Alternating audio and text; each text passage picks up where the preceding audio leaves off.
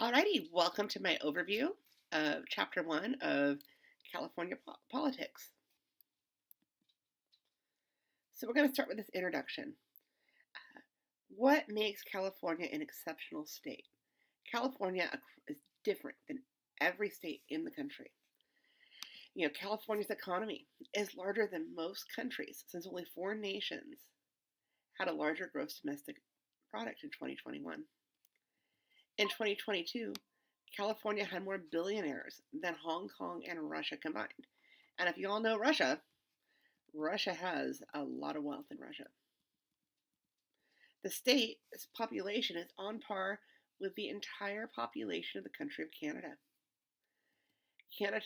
California's territorial spread goes from coastlines to fertile farmland, one of the hottest deserts, the highest and lowest points in the continental U.S., dense urban zones, 21 mountain ranges, and ancient redwood forests. I mean, have you guys ever seen Soaring Over California at Disneyland? I mean, it kind of shows all that, right? California sparks global trends. The national and world issues permeate the state's politics. California is also a state of extremes. Climate change, cost of living, immigration, civil rights, public health crisis, economic tides, and they all pull on those who make policy decisions, aka our legislators and our executive branch. So California has what's called a hybrid political system. It is a political system that combines elements of direct democracy and representative democracy. Representatives share responsibility for policymaking with ordinary Californians through the initiative process at the state and local levels. We've talked extensively about that in class. This process also provides an outlet for voters' general distrust and dissatisfaction and enables the electorate to reshape government over time. Parts of the system may be periodically upended. California's system is especially susceptible to attempts to fix what's perceived as broken. So, kind of what we talked about in class, where it said, how do we fix, the referendum system? How do we fix these systems? California's politics makes it unique. Politics is, the process of bargaining and compromise through which people with differing goals and ideas try to manage their conflicts by working together to allocate values for society. Now, in California, we got an interesting set of politics. California is known for being progressive and, being the first. Whenever I teach law classes, I'm always like, all right, guys, here's the rule in the state of California, and here's the rule in the rest of the country. Californian values. Californians have a unique set of values, and I think that's because we are so diverse in our state, and it leads to, different beliefs. And, most people, if they've traveled, say that California is different. We're more fast-paced, on the go, things like that. So then we have the initiative process, right? We have pros and cons of it. The initiative process, it allows voters, wealthy corporations, and interest groups to experiment with the state's political system. And then in this direct democracy, it tends to promote an all or nothing solution without bargaining and compromise.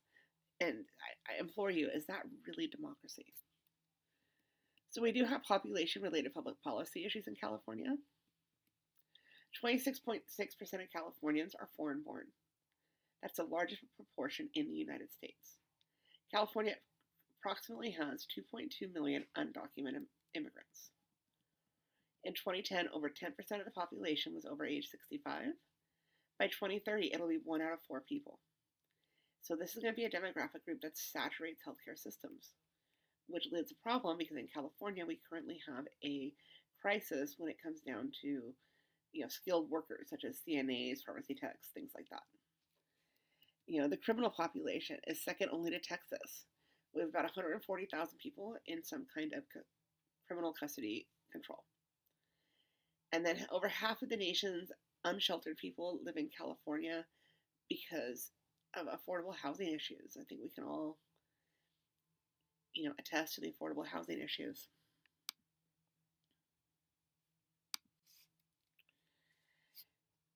California also has high cost of living that causes migration. A lot of people are leaving California. There's high inflation rates, rising cost of living and doing business, increased grocery bills, gas. I mean, come on, housing, energy, and other basic necessities have caused people to leave our state. More homeowners are cashing out and moving as rapidly rising home values are creating record high income equity and wealth issues that can concentrate among older residents. This is the first time in California's history we've had a declining population. Our state also has strong state resources to provide widespread relief. We in California, we're good at taking care of Californians, at least your text argues. We have a $308 billion budget. $17 billion of that was allocated for relief in the form of tax refunds, grants, and assistance programs for renters, homeowners, and small businesses. California, we're pushing to that $20 minimum wage for fast food workers. California distinguishes itself politically from other states. In the 2020 election, 63.5% of Californians voted for Joe Biden. California was among the first states to recognize a third gender option on official documents. It is trying to manufacture its own low-cost insulin supply. If we brought that here to the States, it would be very helpful. The nation's first consumer privacy laws, and they did vote for reproductive rights to add it to the state constitution in 2022. So California also likes to test the boundaries. Governor Newsom does, between the federal and state power, because we all know there's that tension. So, in defiance of the Trump administration policies that were perceived to be anti-environment, California doubled down on combating climate change through investments in green energy and tougher greenhouse gas emission standards. It had been the first state to have a law like that. California was also the first state to legalize marijuana for medical purposes. And then California also has defended the DACA program in court on behalf of children brought to the U.S. without documentation. And the DREAM Act gives in-state tuition and financial aid eligibility to 85,000 students in California's public universities and college. So we do a lot.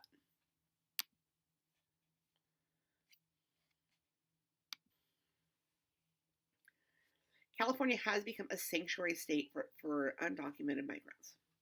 So what is a sanctuary state, right? A sanctuary state is a term referring to a state that adopts policies or laws shielding undocumented immigrants from deportation. California law does not allow law enforcement to cooperate with federal authorities to facilitate deportation.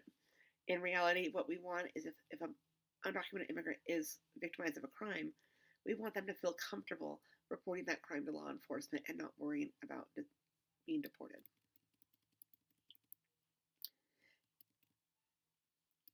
California also suffers from extreme weather events. We have wildfires, floods, droughts.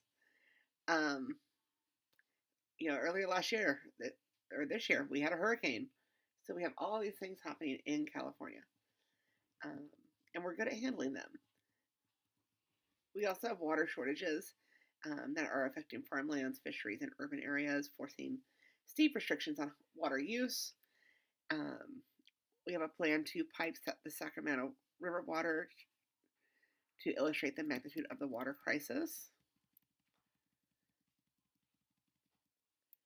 This deals with the availability, cost, distribution, storage, and cleanliness of fresh water. Climate change and sustainability changes have affected the state. Climate change has brought in invasive pests that carry infectious diseases, and that can affect what California can produce. California produces a lot of wine, craft beer, and fresh produce. So these are all interesting issues. We also have a lot of public infrastructure needs. I think we can all agree that our infrastructure is not well taken care of in California. We have deteriorating bridges, roads, storm drains, water mains, and sewage treatment facilities, schools, and jails. They just had that incident on the 10 freeway in LA. We have a lot of new and affordable housing that are expanding access to systems that are in mediocre condition. But are we doing it right? I would argue to you. And then we try to balance public and private interest. The government officials weigh private against public interest and balance the needs of their own districts. Um, we have a winner and a loser system. State officials tend to respond to the most persistent, organized, and well funded members of society. There we go again. You gotta have money in order um, to accomplish anything in this politics, and that's kind of not really democratic, I would argue. So there's 6 fundamental concepts that are going to help us understand California politics and how to evaluate the political system in California. And those are choice, political culture, institutions, collective action, rules, and history. And there's some key questions I want you to consider in evaluating California's political system. Is it working as intended? Do citizens have realistic expectations about what problems government can solve, the services or values it provides, and how efficiently it can do so? And how does it compare to others? That is also something you can use to evaluate the federal system as well, right? So let's look at the first principle, choice. Choice is at the heart of all political issues. We have explicit and implicit political choices where the citizens make explicit choices when they decide not to participate in an election or when they cast a vote. Right? So you saying that you don't want to vote because your vote doesn't count, that is an explicit choice. People make implicit political choices when they say they want to send their child to a private school instead of a public school, or refill your water bottle instead of buying a new water bottle. Those are all choices, right? We all have free will.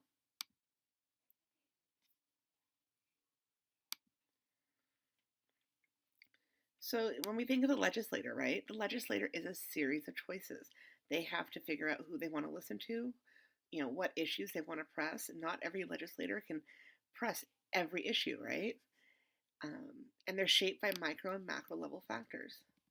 So, micro factors may be their values, beliefs, and background. Larger factors are going to be, politics as a whole, the economy, who is going to be affected, and what compromises they need to make, because politics is a lot of compromising. Then we look at political culture, and that's the collective attitude and beliefs about the role of government.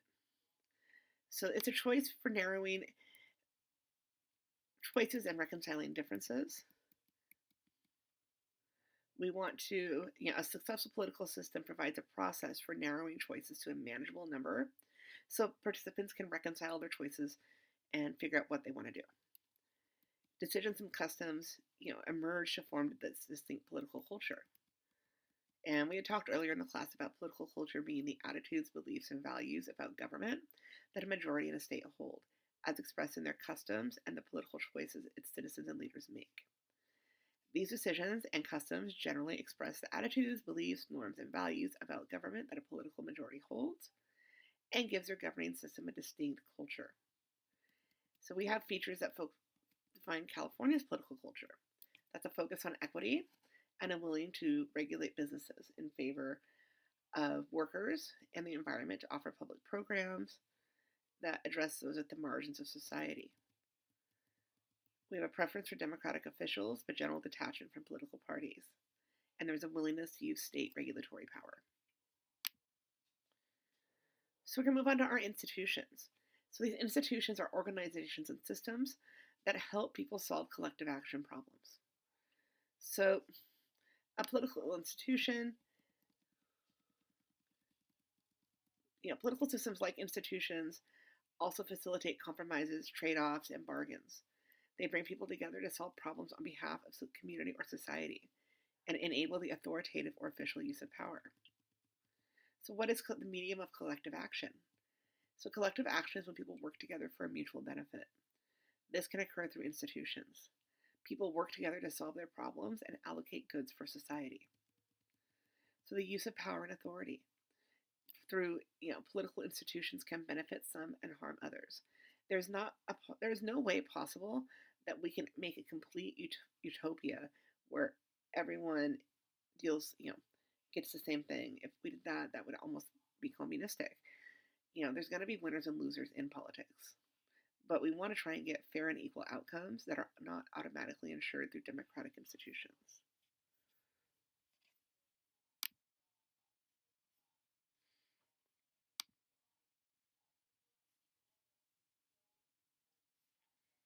Okay, so rules, codes, or regulations defining how governing power may be used.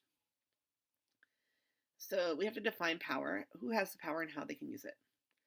If you go to leginfo.ca.gov, there's a ton of codes in the state of California. And these are authoritative statements and regulations that define who possesses power to help govern and how they can use it. How are these rules framed or expressed? They're framed in our Constitution, in our codes, in administrative rules, executive orders, or court opinions. So there is the idea that sometimes norms can be unwritten rules that guide behavior and help enforce what is accepted and acceptable. So an example of one of those could be if one party reaches supermajority status in the state legislature, the minority power is rendered virtually powerless because their votes are not needed to pass bills that require approval by 2/3 of the membership.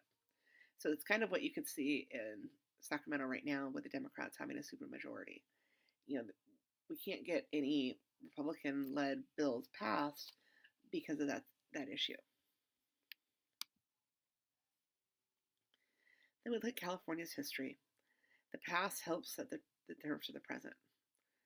So we always say history, history repeats itself, right?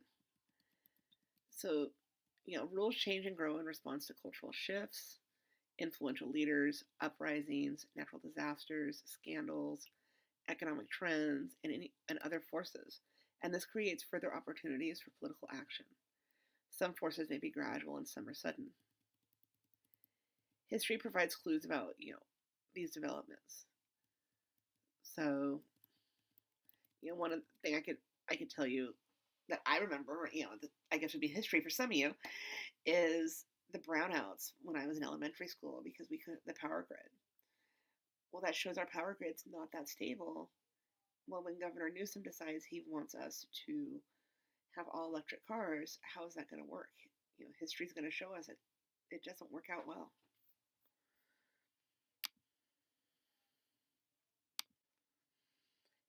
And then California's distinct political system is a result of rules, history, and culture. Right? The rules of everything has set us up to be where we are today. California's unique set of rules, culture, history help explain the relationship between Californians and their government, how competing expectations and values propel change, and why unelected officials can have a hard time running the state. So is California ungovernable? Many influencers have declared California to be that at one point. Economic conditions are pushing a great number of people to leave or can leave the state. Those who cannot leave feel that things should and be better. This motivates many, like me, to want to pursue change through politics at the local and state levels. California is an exceptional state. Think of everything we have in our state. We have so many natural resources and so much ingenuity, and we have Hollywood. We have so much. And then we got to see, is California achieving the foundational aim of democracy? Consider what it will take for California government to serve the people's welfare and interests effectively, comprehensively, and sensibly over the long term. Alrighty, thank you.